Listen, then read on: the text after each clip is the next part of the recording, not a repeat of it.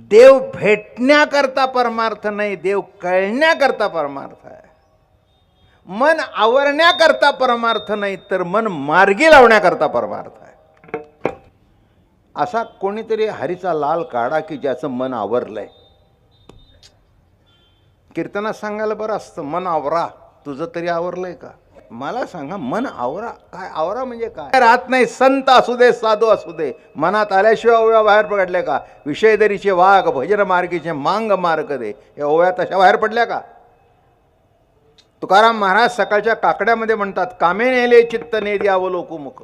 मनात आल्याशिवाय का? उगीच निंदा करत बसायची कामाची. मर्यादा उल्लंघन करू नका, हे योग्य आहे, पण निंदा करू नका.